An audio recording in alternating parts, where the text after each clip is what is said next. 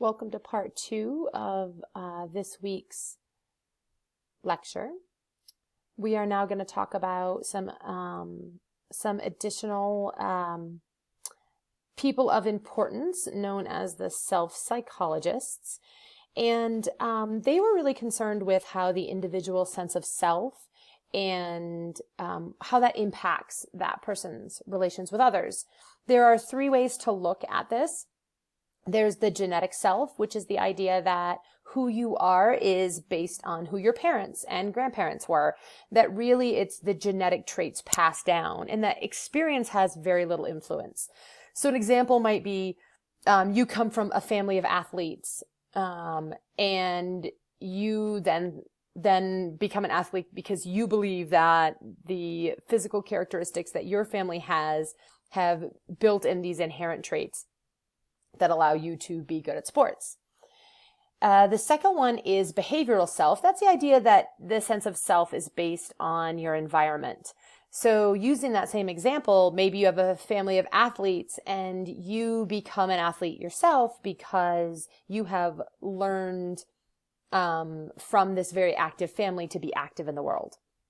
And then there's this idea of integrated self, that the sense of self is both genetic and environmental. And we sometimes call this the nature versus nurture debate, that nature is the genetic self, nurture is the behavioral self, and the integrated self is the convergence of nature and nurture together, that your genetics have some influence as well as the environment that you grow up in influences that as well. So we're going to talk about Arnold Gesell, who was a maturational psychologist. And he would say that children develop due to internal forces, which are the genetics and the biology. So if we go back to our previous slide, that's the genetic self. That development happens along chronological patterns and that there are benchmarks that you can look at with which you can watch children's development. And we still use a lot of Gesell's benchmarks today. An example being that most children walk around 12 months, regardless of culture or the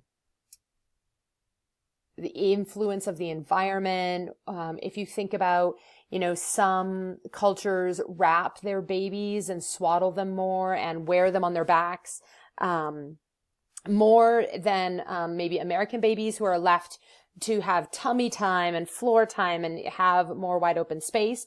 All of these children, no matter what, walk somewhere between 10 and 14 months. So these benchmarks we widely use and can still see to be true today. We'll talk about B.F. Skinner and John Watson for a couple of minutes. These 2 men are known as behaviorists. Watson brought to us this idea of classical conditioning, that the environmental stimulus provides an unconditional response. So we'll think of an example of if every day you start your large group with the same routine, then the children, with just hearing the first word of the song that you sing every time, they you can see a switch flip and they flip into, oh, this is what we're doing right now. And they tune in and they turn on. Operant conditioning was brought to us by Skinner, where he said it's the reinforcement that teaches the behavior that we want. And for this, we can use an example of potty charts. And these are very prevalent where we think, oh, we want to help a child learn to use the toilet. Therefore, we'll give them a sticker every time they use the toilet. And then they come to rely on, oh, I'm getting the sticker as a reward, and therefore I'm going to use the toilet. Alfred Adler really brought to us this idea that basic physical and emotional needs must be met for a healthy sense of self to develop. That this healthy development leads to productivity and creativity, all the way from childhood through adult, and that social injustice has a negative impact on the development of self. So children growing up in disenfranchised situations internalize that they are not okay, and that can be a negative manifestation of themselves in society.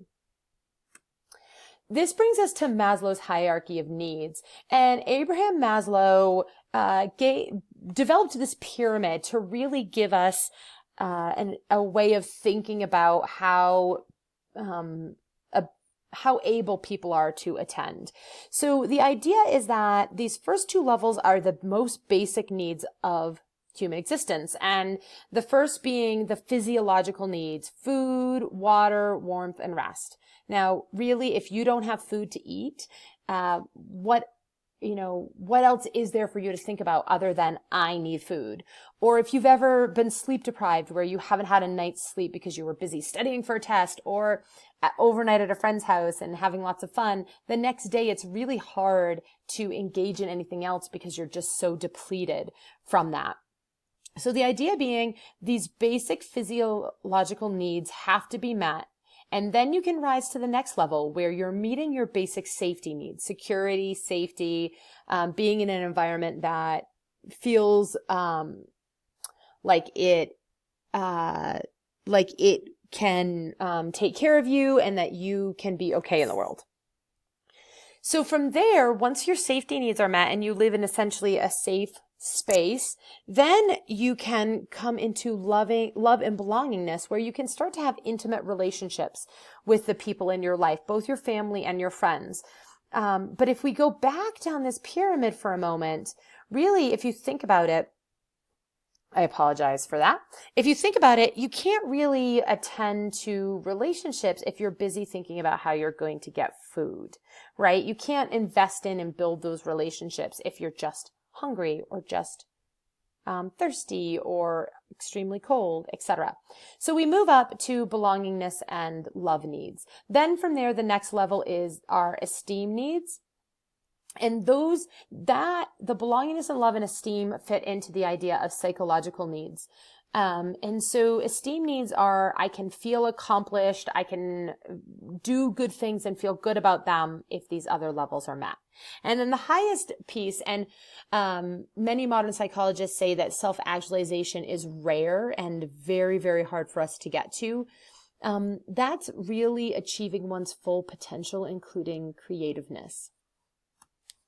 So now we're going to move to David Elkind. He is a modern psychologist. He is still with us. And he brought to light the idea that shifting family structures really influence children's development. He brought to us a lot of belief in the effects of the environment on a child, what neglect and how that can really influence children's ability to self-actualize and become engaged, as well as this idea of the over-programmed child. Too many things, regimented school all day and ballet classes and gymnastics and keyboarding and karate and this and that and the other thing can make children over-programmed and therefore make it hard for them to self-actualize and become their best self. This idea came from Elkind's book, The Hurried Child. He also talks a lot about our current academic expectations that are just too high on children and are really inappropriate for their development. He teaches us to focus on the process of learning, not the product. So it's less about, is a child's artwork exactly what we're looking for, and more about what are they learning in the process of using a marker or crayon or paints or glue that allows them to build to a place of where they can be better with these tools in the future. And he also argues about the need for play for all people, and especially children, but adults too, that we all need time to play in order to become our best selves. Lilian Katz is not a self-psychologist, but she is a child development expert, and she is also currently with us. She's written many, many, many, many wonderful books, and she really talks about the idea of self-esteem versus narcissism. The idea that if we praise children for their specific efforts and specific achievements for sincere reasons, that builds real self-esteem, versus if we just generally tell children they're great all of the time, no matter what, that leads more towards a narcissist end of the spectrum. So she teaches us to avoid platitudes, avoid these generalizations. So as opposed to good job, good work, nice going, that we tend to say, instead find specifics. So I have an example here of a child who might have been building for a really long time, and they say, teacher, teacher, teacher, look at what I built. It's a huge castle. Isn't it amazing? Instead of going, good job, Billy, we could say something like, wow, I see you worked on that for a really long time. I'm talking to the specifics of the child's engagement here as opposed to a generalization. That kind of affirmation for children helps them build authentic self-esteem and see how their persistence and their actions really allow them to do their best work.